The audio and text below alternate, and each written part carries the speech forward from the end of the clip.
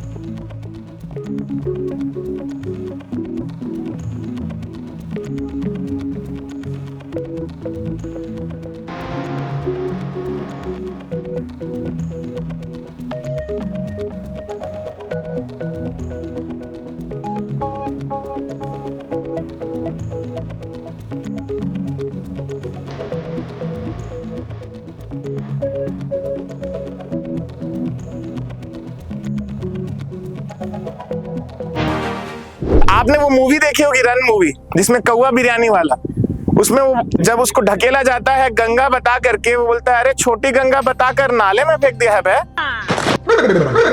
साला छोटी गंगा बोल के नाले में खुदा दे।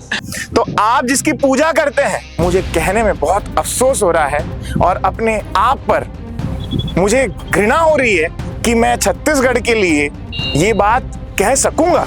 वही महानदी जिसकी हम पूजा करते हैं, आप यहाँ पर डुबकी लगाते हैं। देखिए उस नाले के उस सीवेज की तरह, मतलब किस तरह से लावारिस छोड़ दिया जाता है हमारी महानदी को। ड्रोन की तस्वीर में भी आप देख पा रहे होंगे, सॉलिड ट्रीटमेंट प्लांट के हम डिटेल में बात करने जा रहे थे कि सॉलिड का वेस्ट जो मैनेजमेंट है उसको मैनेजमेंट किया जाएगा, जो उसके जहर का स्तर है उसको कम करके वापस पानी को छोड़ दिया जाएगा ताकि पानी दूषित मत हो। आप और एक तस्वीर दिखा रहा हूँ सॉलिड ट्रीटमेंट प्लांट की, जो हम पोल खोल रहे हैं, एक्सपोजर।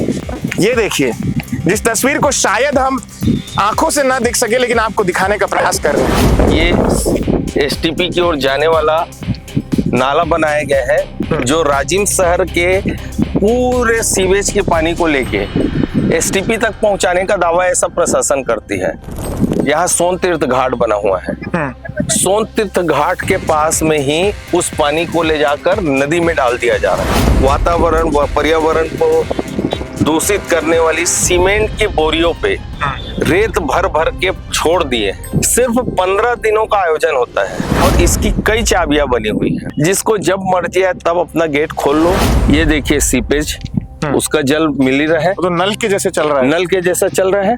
ये आलम दोनों जगह है। जब ऑलरेडी वहां से बना हुआ था, हाँ, उस साइड से बना हुआ था जो सीधी जा रही है, हाँ। तो ये एक और बनाने की आवश्यकता क्या थी? सिर्फ इनकी भूल की वजह, इनकी लापरवाही की वजह से इन्होंने ये निर्माण किया है। ये देखिए रोक के रखा हुआ पानी, ये देखिए सड़ गया है पानी।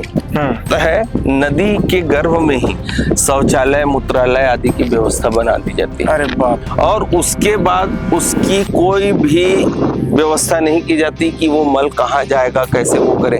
हर बार देखने में आया है मेला समाप्ति के पश्चात दोनों जगह पानी, दूषित पानी लोगों के घरों में पहुंचता है और लोग उससे बीमार होते जाते हैं।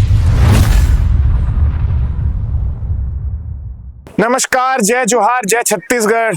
मैं आज खड़ा हूँ राजिम के उस तट पर। पहले आप तट को दिखाइए, ये राजिम का तट है। ये वही तट है गरियाबंद जिले के राजिम का, जहां पे कल्प कुंभ की परिकल्पना के साथ महानदी के स्वरूप को बदला गया और इस स्वरूप को एक नाम दिया गया कि प्रयागराज की तर्ज पर छत्तीसगढ़ के गरियाबंद जिले के स्थित राजिम में भी यहाँ पे कल्प कुंभ बनाया जाएगा और लाखों श्रद्धालु यहाँ पे आएंगे और श्रद्धालुओं का अंबार जब यहाँ पे लगेगा तब छत्तीसगढ़ इतिहास में अपना नाम लिखेगा। तो उस इतिहास को हम आपको दिखाने लाए हैं कि किस तरह से इतिहास संजोने का प्रयास हुआ है या सांस्कृतिक धरोहर को किसी भी तरह से निष्नाबूद करने का ये प्रयास राजनीतिक नेताओं ने किया है, उसको हम आपको दिखाने लाए हैं। अभी आप जानते हैं कि मां की पूर्णिमा से लेकर के महाशिवरात्रि तक कल्प कुंभ का आयोजन यहाँ पे हुआ, जहां पर मैं अभी खड़ा हूं। उसके बाद की चीजें कोई नहीं दिखाया, उस समय की तस्वीरें हर किसी ने दिखाई, मीडिया में बड़े बड़े फोटोज वीडियोस, नेताओं का चलता हुआ वो काफिला आप सब देखे होंगे। वो मेला जो कुंभ का मेला कहा जाता है, प्रयागराज में भी मेला होता है और यहाँ के मेले में क्या फर्क है, पूरी स्टोरी हम आपको बताने लाए हैं। ये बहुत बड़ी एक्सक्लूसिव स्टोरी पब्लिक स्वर में हम आपको दिखाएंगे। लेकिन मेले की बाद की तस्वीर, आखिर किस तरह से इस जगह को सुनसान छोड़ करके इसके साथ क्या क्या होता है, उस तस्वीर को हम आपको दिखाएंगे। फेज 1 है ये।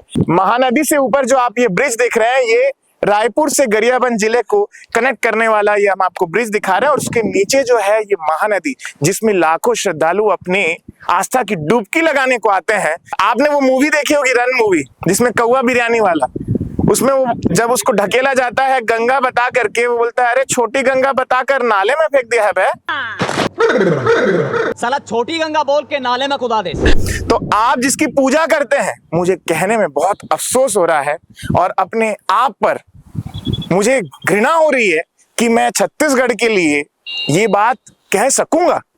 क्यों कह सकूंगा? क्योंकि यहाँ का दृश्य मैं आपको दिखाने लाया हूं, जिसमें आप भी आस्था की डुबकी लगाते हैं। वही महानदी जिसकी हम पूजा करते हैं, आप यहाँ पर डुबकी लगाते हैं। देखिए उस नाले के, उस सीवेज की तरह, मतलब किस तरह से लावारिस छोड़ दिया जाता है हमारी महानदी को, जहां पे आप डुबकी लगाते हैं। और उस लावारिस महानदी में, लावारिस कहते हुए भी मुझे शर्म आ रही है। मुझे शर्म आ रही है अपनी नेताओं की नीतियों पर, कि यहाँ पर आप देखिए कि सीवेज का पानी जहां पर हम खड़े हैं, वो भी नवापारा राजिम का जितना भी गंदा पानी है सीवेज का, वो यहाँ से इस नदी को पूरी तरह से दूषित करता है। और ये कहते हैं एसटीपी है, sewage treatment plant. Sewage treatment plant का मतलब ये होता है कि जो सॉलिड वेस्ट है उसको, सॉलिड को निकाल करके, और यहाँ पे बाकी आप ड्रोन की तस्वीर में भी आप देख पा रहे होंगे, सॉलिड ट्रीटमेंट प्लांट के हम डिटेल में बात करने जा रहे थे कि सॉलिड का वेस्ट जो मैनेजमेंट है उसको मैनेजमेंट किया जाएगा, जो उसके जहर का स्तर है उसको कम करके वापस पानी को छोड़ दिया जाएगा ताकि पानी दूषित मत हो। आप और एक तस्वीर दिखा रहा हूँ सॉलिड ट्रीटमेंट प्लांट की, जो हम पोल खोल रहे हैं एक्सपोजर, उसको आप देखिए।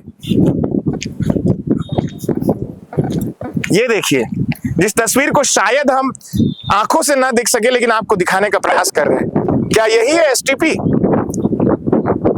इसके लिए हम डिटेल बात करेंगे। फेज 1 में हमारे साथ में है मनीष जैन जी, जो नवापारा के वरिष्ठ पत्रकार भी हैं और प्रेस क्लब नवा रायपुर अभनपुर के उपाध्यक्ष भी हैं। हम उनसे जानने का प्रयास करेंगे। मनीष भैया, मैं यहाँ पे खड़ा हूँ जी, और बहुत दुखद महसूस हो रहा है कि जब हम बहुत जगह देखे विज्ञापनों में बड़ा बड़ा राजिम कल्प कुंभ और बड़े बड़े नेता आते हैं, शिवराज सिंह भी आए यहाँ पे, कृषि मंत्री बैराज की यहाँ घोषणा करके चले गए, एनीकट बना हुआ है। इसका विस्तार से फेज 1 का आप बताएंगे कि आखिर महानदी के साथ ऐसा कौन सा दोयम दर्जा का व्यवहार होता है कि नेता जब अपनी वाहवाही लूटना चाहते हैं तब यहाँ तमाम सुविधाओं से लैस करा देते हैं ताकि अंदर की बात ना निकले। लेकिन आज पहली बार पब्लिक स्वर में हम पूरे आस्था और विश्वास के साथ में हम चाह रहे हैं कि महानदी की पीछे की बात जो है, मेले के पीछे की बात हम आपके साथ करते हैं। क्या आप बता सकते हैं भैया? देखिए, कहने को तो ये त्रिवेणी संगम है, हाँ, परंतु इसकी दुर्दशा अपनी कथा खुद बता रही है।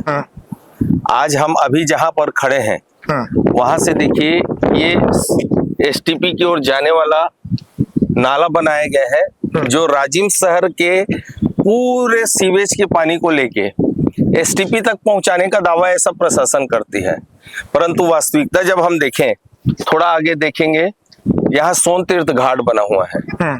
सोन तीर्थ घाट के पास में ही उस पानी को ले जाकर नदी में डाल दिया जा रहा है, जिससे पूरा नदी का पानी दूषित हो रहा है। सोन तीर्थ घाट, आपको बता दूं, सोन तीर्थ घाट लोगों के लिए बहुत ही आस्था का विषय है। पूरे प्रदेश भर से नहीं, देश भर से लोग अपने परिजनों के अस्थि विसर्जन की क्रिया के लिए यहाँ उपस्थित होते हैं। यहाँ पर आप देखिए, सोन तीर्थ घाट गंदगी अटी पड़ी है, वहीं सीवेज का पूरा राजिम शहर का सीवेज पानी वहीं उसी जगह में मिल रहा है नदी में। लोग दूषित पानी में मजबूरीवश अस्थि विसर्जन के कार्यक्रम को संपन्न कराने के लिए मजबूर नजर आते हैं। ड्रोन की वो तस्वीर दिखाइए जिसकी भैया बात कर रहे हैं। ये उसी जगह की आप बात कर रहे हैं जहाँ की तस्वीर हम दिखा पा रहे हैं। जी, ये सोन तीर्थ घाट है। ये इसी जगह की बात है जहाँ पर लोग पूरे देश भर से आते हैं अपने परिजनों के अस्थि विसर्जन के लिए, और यहाँ मजबूरी में वो इस दूषित जल में उस क्रियाकर्म को करके संपन्न करके जाते हैं। तो जितने भी जो श्रद्धालु आते हैं बहुत आस्था के साथ आते हैं, दूर दूर से आते हैं, छत्तीसगढ़ के तमाम कोनों से आ रहे हैं, अलग अलग जिलों से आ रहे हैं, तो उनको तो ये चीज का पता नहीं है कि जिस प्रयागराज में हम प्रयागराज की कल्पना करके हम जा रहे हैं, क्या उसमें महानदी पैरी और सुंडूर नदी का ये त्रिवेणी संगम है, क्या ये पावन रह पाता है? पावन कहाँ, व्यथा तो खुद नदी कह रही है। फिर आने वाले श्रद्धालु चूंकि वो अपनी श्रद्धा से आ तो जाते हैं, अब उनके पास कोई विकल्प भी नहीं रहता, उनको तो विसर्जन करना ही है। उस दृष्टि से वो यहाँ आते हैं और मजबूरी में ही सही शासन प्रशासन नेताओं को कोसते हुए अपनी क्रिया विधि करते हैं और बड़े बेमन से, और इस त्रिवेणी संगम की बहुत ही बुरी छवि अपने मन में लेके वो चले जाते हैं अपने गंतव्य की ओर, और इस तरीके से यहाँ संपन्न हो जाता है ये कार्यक्रम। इस पे ना तो कोई जनप्रतिनिधि ध्यान दे रहे हैं और अधिकारियों की तो बात ही मत पूछो, क्योंकि गरियाबंद जिला ऐसा जिला है जहाँ के अधिकारी कभी संजीदगी से इन चीजों को नहीं लेते। नदी उसकी दास्ता खुद बता रही है, त्रिवेणी संगम है और त्रिवेणी संगम की स्थिति देखिए, यहाँ गंदगी अटी पड़ी है, पूरे तट में गंदगी भरी पड़ी है। हम आगे आपको और ले चलेंगे जब दिखाएंगे कि पूरे नदी भर में मार्ग बनाने के नाम पे कैसे वातावरण व पर्यावरण को दूषित करने वाली सीमेंट की बोरियों पे रेत भर भर के छोड़ दिए हैं, और ये हर बार ये स्थिति होती है। सिर्फ 15 दिनों का आयोजन होता है, राजिम कल्प कुंभ का आयोजन सिर्फ 15 दिनों के लिए होता है, परंतु वर्ष भर वो चीजें सड़ते रहती है और नदी को दूषित करते रहती है। मुझे कहने में बड़ा दुख हो रहा है कि राजिम कल्प कुंभ की जो 15 दिन का जो आयोजन है उसके बाद ये बर्बादी का आलम यहाँ छोड़ के जाते हैं नेता और अधिकारी। बिल्कुल उदासीन हो जाते हैं। ये सिर्फ नेताओं और अधिकारियों ने अपनी पीठ थपथपाने के लिए ये आयोजन को बना के रखा है। ओके। बाकी इससे आम जनता का दूर दूर तक सरोकार नहीं रहा है न कार्यक्रम को लेके। लेकिन वो तो बेचारे आते हैं, अब वो नेता लोग के जो झांसा है साजिश है उससे वो वाकिफ नहीं होते, वो आते हैं और सोचते हैं कि उनके लिए बहुत कुछ सरकारें कर रही है, चाहे सरकारें किसी की भी रही हो, वो आते हैं और यहाँ पे अपनी आस्था की डुबकी लगाते हैं। लेकिन उनको क्या पता कि जिसकी वो पूजा कर रहे हैं उसका यह हाल है कि आप बोलने में बहुत दिक्कत हो रही है कि महानदी जिसकी हम पूजा करते हैं और इतना गंदा पानी नाले की तरह पानी है, तो इनकी पूजा करते हैं, इसकी पूजा कर नाले की पूजा कर रहे हैं। लोग आते इसलिए हैं कि ये राजिम कल्प कुंभ तो अभी कुछ वर्षों की देन है ना, बाकी माघ पूर्णिमा से महाशिवरात्रि तक भरने वाला मेला ये बहुत प्राचीन काल से चले आ रहा है, और वो छवि लोगों के मन में बसी हुई है, लोगों की आस्था का केंद्र है। क्यों यहाँ इसलिए भी आते हैं, त्रिवेणी संगम में स्नान हो जाएगा, त्रिवेणी संगम के मध्य में कुलेश्वरनाथ भगवान स्वयं विराजित है, वहां के महादेव के बारे में ये कहा जाता है कि वहां जो शिवलिंग स्थापित है वो वनवास के समय में माता सीता ने स्वयं अपने हाथों से उस शिवलिंग की स्थापना की थी। वो आस्था का विषय हो जाता है उसके दर्शन के लिए। फिर भगवान राजीव लोचन, राम मंदिर, पुराना राम मंदिर, महामाया मंदिर, ये यदि ऐसा कहा जाए कि मंदिरों की नगरी है तो अतिशयोक्ति नहीं होगी। तो लोग उस आस्था से आते हैं। साथ ही जब आस्था लेकर आते हैं तो मेला में एक मनोरंजन का भी माध्यम हो जाता है, तो अपने मनोरंजन के लिए भी आते हैं। परंतु पिछले कुछ वर्षों से मेला की स्थिति भी और दिनों दिन खराब होते जा रही है। मैंने सुना है भैया कि राजिम कल्प कुंभ हो या फिर प्रयागराज की बात हो, कल्प कुंभ की कल्पना तब की जा सकती है जब उसके स्वरूप के साथ छेड़छाड़ मत हो, मतलब नदी के गर्भ में किसी तरह का स्थायी निर्माण ना हो। तो एक तरफ से स्थायी निर्माण ना हो, इसके लिए प्रयागराज में हम देखते हैं कि अस्थायी निर्माण से लोगों के मार्ग बनाया जाता है लोगों के लिए, आवागमन के लिए। दूसरी तरफ राजिम में यहाँ पर आप देख रहे हैं कि जो मेले को भी दूर किया गया। यहाँ पे डबल मापदंड है कि मेले को दूर भगा दिया कि भैया यहाँ पे कोई स्थायी दिक्कत मत हो, यहाँ के स्वरूप के साथ छेड़छाड़ मत हो, तो उसको दूर भेज दिया गया। और पहुंच मार्ग के लिए सीमेंट कंक्रीटीकरण का रोड बना जा रहा है, नदी के स्वरूप को छेड़ दिया जा रहा है, बोरियां ऐसे इस तरह से रखी हुई है।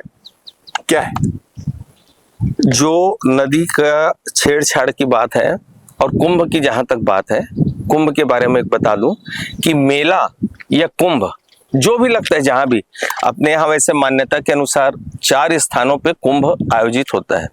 इसे राजिम कल्प कुंभ, अर्ध कुंभ की मान्यता यहाँ दी गई है स्थानीय लोगों द्वारा। इसके लिए कोई शंकराचार्य या विधि विधान पूर्वक कोई भी मान्यता नहीं है, पहली बात। दूसरी बात, जो मेला और कुंभ आदि होते हैं वो हमेशा नदी के तट पर होते हैं, नदी के गर्भ में नहीं होते। आप देख लीजिए पूरी तस्वीरें। पूर्व में ये तो अभी 2 वर्ष हुए हैं मेला को नए स्थान में शिफ्ट हुए, इसके पूर्व पूरे नदी के गर्भ में ही एक रेत के अंदर शहर की स्थापना की जाती थी, जहां 9 से 10 किलोमीटर दूर की चौड़ी चौड़ी सड़कें, जो कि मुरम, उसके ऊपर बेसरम, फिर मुरम डाल के उसको पाट के ऐसा स्वरूप दिया जाता था कि पूरी नदी की विकृति उसी से ही हुई है। रोड बना देना। अच्छा, जैसे स्थान परिवर्तन की आपने अभी बात कही कि स्थल परिवर्तित कर दिया गया, फर्क क्या पड़ा है? सिर्फ मीना बाजार गए हैं, कार्यक्रम गया है, अभी भी संत समागम का कार्यक्रम इसी मेला स्थल में ही होता है, नदी के गर्भ में होता है, उसके लिए भी रोड बना दी जाती है। पिछली सरकारों में जो भूपेश सरकार थी उस समय थोड़ा सा परिवर्तन ये हुआ था कि लोग, स्थानीय लोगों के विरोध के बाद उन मंत्री जी ताम्रध्वज साहू जी ने ये डिक्लेयर किया था कि यहाँ मुरम की रोड नहीं बनेगी, रेत की रोड बनाएंगे, उसके ऊपर फर्श डाल के आवागमन के लिए बना देंगे। मेला आयोजन के बाद फर्श तो उठा लेते थे, परंतु टूटे फर्श, चूंकि 15 दिनों तक वाहन चलना है, लोगों को चलना, टूट जाते थे, तो वो धीरे धीरे धीरे धीरे अब इतना स्थायी रूप हो गया कि अब रेत का नामो निशान नहीं है, रोड में परिवर्तित हो गई है पूरी नदी। बहाव अवरुद्ध हुआ, उसके कारण से नदी भी पूरी, और परिवर्तन कुछ नहीं हुआ है। दूसरी बात, यदि मेला स्थल वहां ले गए हैं तो अब वापस से, पहली बात तो नदी, पहले तो सिर्फ नदी का स्वरूप विकृत होता था, उसमें कोई कमी नहीं आई है, स्वरूप अभी भी वैसी विकृत होता है। उससे बड़ा परिवर्तन और आ गया है कि अब उस मेला मैदान तक के, जो लगभग यहाँ से 3 से 4 किलोमीटर है, वहां तक के लिए नदी के गर्भ में स्थायी निर्माण कर दिया गया है कंक्रीट के द्वारा, सीमेंट और कंक्रीट द्वारा। ये तो नदी के स्वरूप को और बिगाड़ने का कुत्सित प्रयास किया जा रहा है। तो ऐसा नहीं लगता जो नागा साधु यूपी से आते हैं उनके विधि विधान में कुछ दिक्कतें होगी, उनकी मान्यताओं पर भी असर पड़ेगा? निश्चित रूप से होगा, क्योंकि नदियों पे, जैसे धार्मिक मान्यता की अपन बात करें, मनोरंजन की नहीं, तो लोगों के लिए नदी आज भी माँ के योग्य, पूज्य योग्य है। नदी को हम माँ बोलते हैं, अपनी महानदी मैया बोलते हैं। तो उसकी वो श्रद्धा तो वहां पे खराब हो रही है ना, क्योंकि जब दूषित जल देख रहे हैं तो वो स्थिति तो होगी ना उनकी। उनको तो होना नहीं होना एक अलग, आप कृत्रिम रूप से पानी बांधकर, रोककर एक रूप दे देंगे उसको, कुंड का रूप देके, और आप बोलेंगे इसकी मान्यता। तो यहाँ जहाँ नदी नहीं है वहां ये समझ में आता है कि आपने उसको स्वरूप देके कल्पना कर ली कि ये महानदी है या कोई भी पवित्र नदी है, परंतु यहाँ तो साक्षात त्रिवेणी संगम है, उसकी आस्था से तो खिलवाड़ हो ही रहा है। पूरी चीजें यहाँ तहस नहस हो गई है नदी के अंदर। आप अभी पूरी नदी में घूम लीजिए, इस पार से उस पार आप भरी गाड़ी आप निश्चित रूप से निकाल लेंगे, अब रेत का नामो निशान नहीं रहेगा, ठोस हो गई है।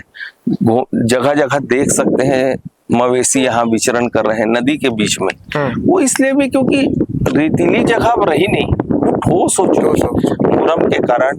मुरम के निकासी की बात हुई, कभी नहीं हुआ।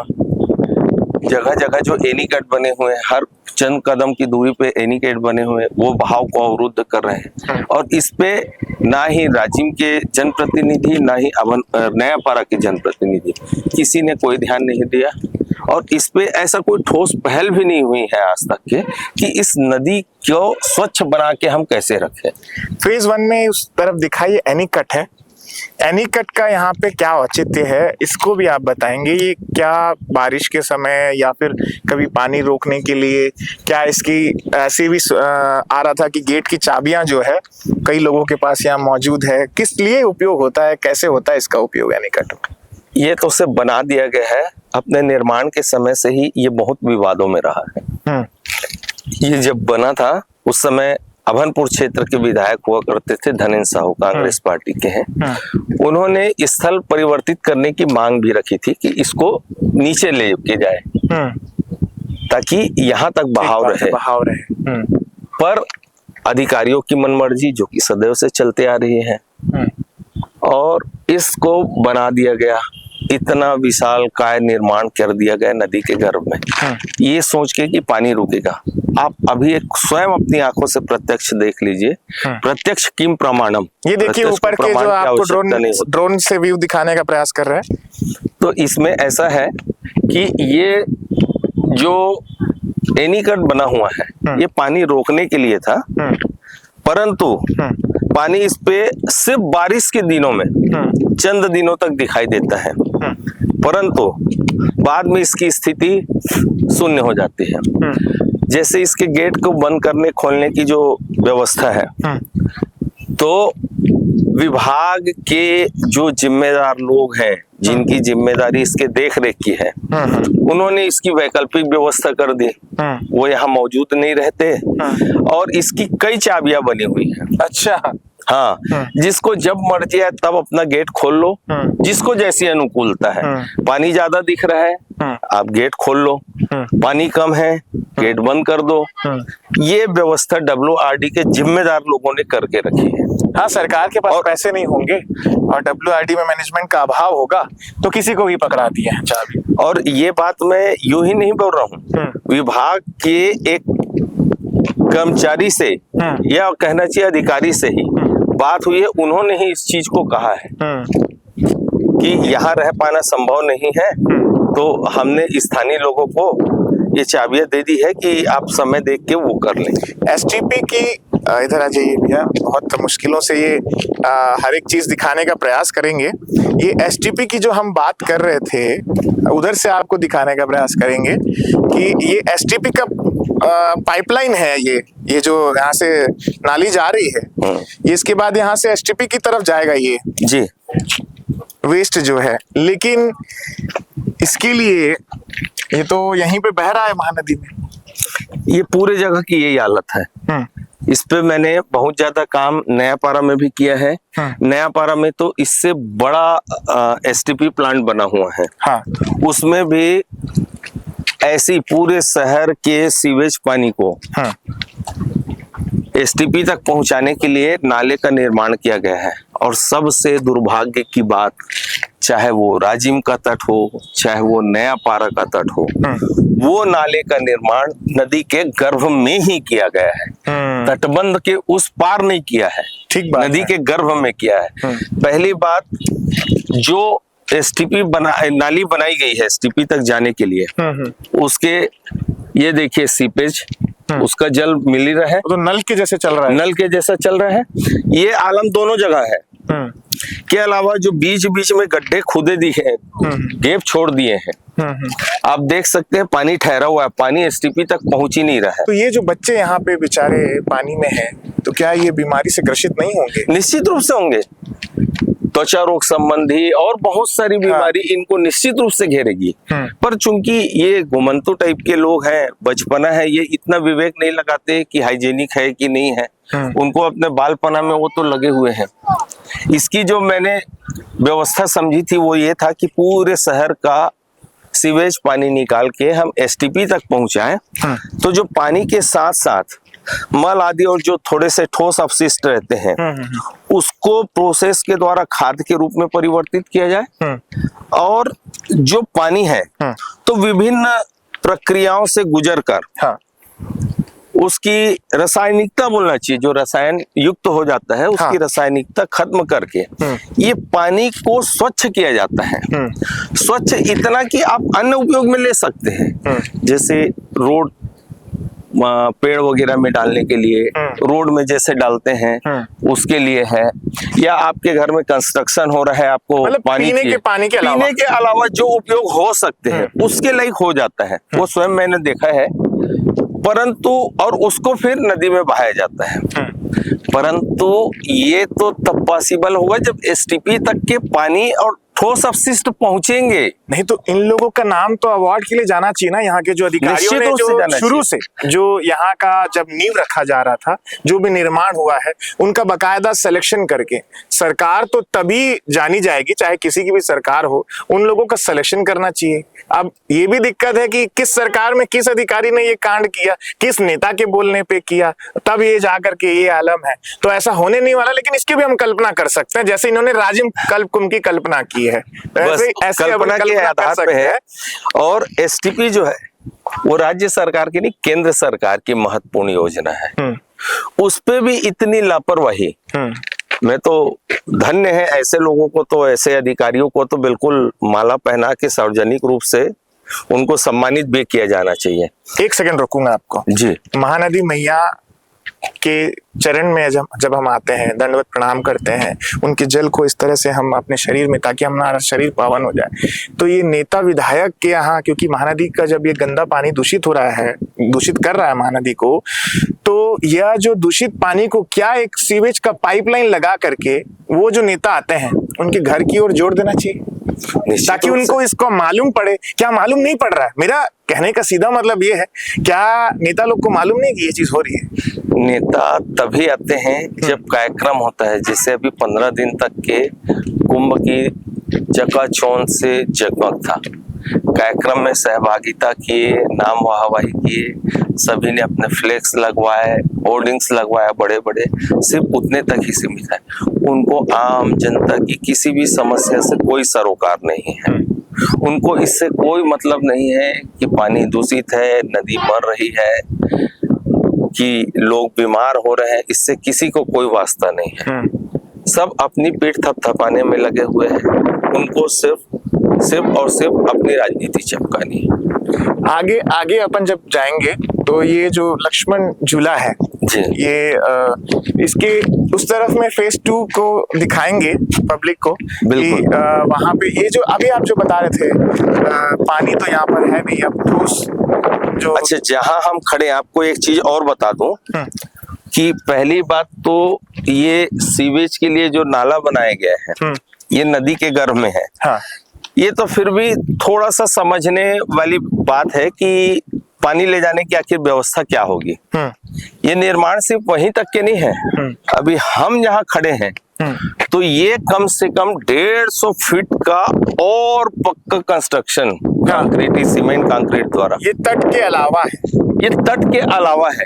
इसकी उपयोगिता मुझे अभी तक समझ में नहीं आ रही है। जैसे ये जो स्थान है, तो चलो एनीकट में जाने के लिए, उसके मेंटेनेंस के लिए ये मार्ग समझ में आता है, इसकी दाईं ओर और इसकी बाईं ओर, इसका औचित्य तो कहीं से समझ में नहीं आता। अच्छा, और जहां तक मेरा मानना है, नियम यह कहता है कि को नदी के गर्भ में कोई भी पक्का निर्माण कार्य पहली बात तो हो नहीं सकता, और यदि होता भी है तो एनजीटी की स्वीकृति अनिवार्य है।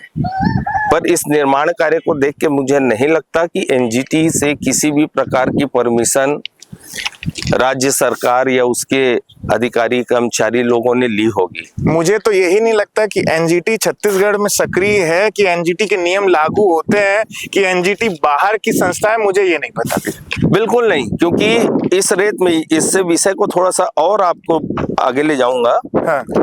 चूंकि ये महानदी का, ये त्रिवेणी संगम का तट है, और ये देखिए जितना मुझे समझ में आया कि इस जगह पे आप जो कह रहे थे, ये इधर से शायद इनका जो वेस्ट, ये जो वेस्ट की जो पाइपलाइन है, ये जो नाली है, ये घुमाई गई है। मतलब आप समझ रहे हैं, कि किनारे भी है और ये घुमा के भी है। हाँ। ये 2 लाइन है, ये एक लाइन अलग से आई है, ये देखिए, और एक और लाइन आई है, हाँ ये अलग से आई है। जब ऑलरेडी वहां से बना हुआ था, हाँ उस साइड से बना हुआ था जो सीधी जा रही है, हाँ। तो ये एक और बनाने की आवश्यकता क्या थी? सिर्फ इनकी भूल की वजह, इनकी लापरवाही की वजह से इन्होंने यह निर्माण किया है। इससे ये समझ भूल में आ की रहा है। नहीं, सिर्फ ये भ्रष्टाचार को बढ़ावा देने का काम अब ये है। थोड़ा दिन ज्यादा दूर नहीं है जब ये एनीकट के ऊपर भी कोई निर्माण करते हैं। हो जाएगा। दूसरा एक तस्वीर और है जो मुझे भी बहुत मायूस कर रही है। ये माँ सरस्वती वहां पे विराजमान है और उनके पास में आप देखिए इतनी गंदगी का आलम, जिस माँ सरस्वती की मेहरबानी से, उपासना से हम लोग की बात क्या करें, वो नेता लोग बोल पाते हैं, मंच पे दहाड़ पाते हैं। आज उन माँ सरस्वती के इर्द गिर्द को आप देखिए कचरे का आलम, और उन्हें वैसे ही छोड़ दिया गया है। कहाँ से बोल पाओगे? थोड़े दिन में कहीं ये ना हो जाए कि नेता जब मंच में खड़े रहे बोलने के लिए और उनकी वाणी ना निकले, उनके स्वर ही ना निकले। मैंने कहा ना, ये लोगों की आस्था का विषय है। उनको इससे सरोकार नहीं है कि क्या है क्या नहीं, वो तो अपनी आस्था लेके आते हैं। लेके आने के बाद वो मजबूरी में रह जाते हैं। और चूंकि व्यवस्था भी है कि मूर्ति आदि या कोई भी चीजें हैं पूजा से संबंधित जो और अवशेष भी निकलते हैं, अपन उन्हें भी श्रद्धा पूर्वक नदी में प्रवाहित करने का एक विधान है। लोग उसी श्रद्धा के वशीभूत अपनी क्रियाओं को अंजाम देते हैं। ये तो हो गया फेज 1। हम फेज 2 में एनीकट के उस पार लेके जाएंगे। एनीकट के इस पार का फेज 1 है। धीरे थोड़ा सा आपको यहीं पर से रोकूंगा। एनीकट पास से एक चीज और दिखाऊंगा जो मैंने अपनी बात में कही थी कि पूरी नदी में जो निर्माण हुआ है, लाखों की तादाद में सीमेंट की चुंगलियों में रेत भर के, ये देखिए ये ऐसा मार्ग, और ये सिर्फ यही, मैं तो अभी आपको तुरंत फेज 1 में दिखा रहा हूँ, है ना। ये पूरे नदी परिसर में है, पूरे नदी के गर्भ में। आप पूरा नदी घूम लीजिए, मैं आपको दिखा रहा हूँ अभी। ये पानी रोकने करने के लिए कि यहाँ लोग स्नान करें, क्योंकि मेले के दौरान जो श्रद्धालु आते हैं, मैंने कहा कि लोग श्रद्धा के वशीभूत आते हैं। मनोरंजन तो सेकेंडरी विषय हो जाता है, श्रद्धा के लिए आते हैं। स्नान करना, दान करना, दर्शन करना, पूजन अभिषेक आदि करना, उस निमित्त से लोग आते हैं। जैसे माघ पूर्णिमा से बनता है पुण्य स्नान, जिसको बोलते हैं। पुण्य स्नान की बहुत महत्ता है। और उसके बाद शिवरात्रि को भी लोग आधी रात से यहाँ इकट्ठा होना और स्नान होना चालू, उसके बाद भगवान के दर्शन पूजन आदि के लिए मंदिरों में कतारबद्ध होके दर्शन आदि के लिए लग जाते हैं। ये उनके लिए बनाया गया था। इसकी स्थिति देखिए कि कितनी दयनीय है। ये देखिए रोक के रखा हुआ पानी, ये देखिए सड़ गया है पानी, और अधिकारियों ने अभी तक इसकी कोई खबर नहीं ली है। स्थायी पानी देख के हमारी माँ स्वरूप महानदी को देख करके ही दया का भाव आ रहा है, क्योंकि नदी तो बहुत कुछ कह रही है लेकिन ना अपनी कथा स्वयं कह रही है। ये देखिए झाग जो बन रहा है, ये सब कुछ ये केमिकल के प्रभाव से है भैया। अच्छा, क्या होता है, नदी के गर्भ में ही जगह जगह श्रद्धालुओं के लिए शौचालय, मूत्रालय आदि की व्यवस्था बना दी जाती है। अरे बाप रे, अस्थायी व्यवस्था। और उसके बाद उसकी कोई भी व्यवस्था नहीं की जाती कि वो मल कहाँ जाएगा, कैसे वो करे, वो वहीं पड़े रहता है। शहर हर बार देखने में आया है, मेला समाप्ति के पश्चात दोनों जगह, नया पारा बस्ती में भी और राजिम बस्ती में भी, पानी, दूषित पानी लोगों के घरों में पहुंचता है और लोग उससे बीमार होते जाते हैं। इससे सिर्फ यही सब गंदगी की वजह से, के अलावा जो श्रद्धालु आते हैं, यहाँ दुकानें लगती है, सबका वेस्टेज इसी नदी के गर्भ में पड़ा रहता है। और यदि ये बोला जाए कि ये एक सोची समझी रणनीति के तहत नदी के अस्तित्व को खत्म करने की साजिश हो रही है, तो ये कोई अतिशयोक्ति नहीं होगी। हम सुनते हैं गंगा जमुना सरस्वती, बचपन से सुनते आ रहे हैं। आज सरस्वती विलुप्त हो गई है। आज तो हम फिर भी नदी का स्वरूप देख पा रहे हैं। ये जो जल है, आपको महानदी का ही जल मिलेगा। आपको महानदी तो फिर भी थोड़ी सी भले पतली धार दिखती है, पर अभी अस्तित्व में है। पर ऐसा लगता है कि आने वाले समय में जो अभी वर्तमान में स्थिति है, यदि इस पे कोई ठोस निर्णय नहीं लिया गया, ठोस कदम नहीं उठाया गया इसकी सफाई के लिए, देख रेख के लिए, तो ये भी खत्म हो जाएगी। और इसके लिए पूरी तरीके से जनप्रतिनिधि और अधिकारी ही जिम्मेदार है। न तो विभाग अपनी जिम्मेदारी निभा पा रहा है और न जनप्रतिनिधि इस ओर ध्यान दे रहे हैं। मेला यदि आपको दूसरी जगह शिफ्ट करना ही था तो मेला इसमें क्यों, और यदि यही ही रखना था तो वहां की अवधारणा क्यों? ठीक बात है। दो जगह आप खर्चा आप व्यवस्था बना रहे हैं, इससे शासन के करोड़ों रुपए की क्षति हो रही है और लोगों की परेशानी दिनों दिन बढ़ते जा रही है। दर्शन यहाँ करो, आप मेला के लिए, कार्यक्रम के लिए उधर जाओ, मीना बाजार घूमना है तो और जाओ। लोग तो जाते ही नहीं, फिर आधा देख करके निकल जाते ही नहीं है। वहां तक भीड़ पहुंचती। आप ये इस वर्ष के प्रत्येक न्यूज़पेपर को उठा के देख लीजिए, फीका रहा। पिछले साल मैं 15 दिनों तक वहां था कवरेज करने के लिए। मैथिली ठाकुर एक नाम है जो वर्तमान में अभी विधायक बनी है, उनका कार्यक्रम था। अभी दिवंगत अपने दुबे जी, सुरेंद्र दुबे जी, प्रख्यात कवि, देश विदेश में अपना नाम रोशन किया, हमारे स्थानीय, वो आए थे। वो उन्होंने अपना कार्यक्रम नहीं दिया, सिर्फ वो मंच संचालन करते रहे। उन्होंने कड़े शब्दों में कहा, ऐसी स्थिति में मैं अपना कार्यक्रम नहीं दूंगा। इतनी भद पीटने के बाद भी न जनप्रतिनिधि जागे न अधिकारी जागे। इस वर्ष के राजिम कुंभ के आयोजन की जिम्मेदारी गरियाबंद जिला प्रशासन को थी। एक वीडियो भी जमकर वायरल हुआ। स्थानीय विधायक रोहित साहू, जो कलाकारों को भोजन नहीं मिल पाने की व्यवस्था से अच्छे खासे नाराज थे, उन्होंने वहीं मौके पे जिला पंचायत सीओ, डीएम साहब को कड़ी फटकार भी लगाई थी। ये तो महज एक वीडियो चूंकि वायरल हो गया करके लोगों की जानकारी में आ गया। व्यवस्था का आलम वहां देखिए, करोड़ों रुपए फूके गए, करोड़ों रुपए, ढेर सारी व्यवस्थाएं की गई, पर दर्शक के नाम पे जीरो। पूरी कुर्सियां खाली रही।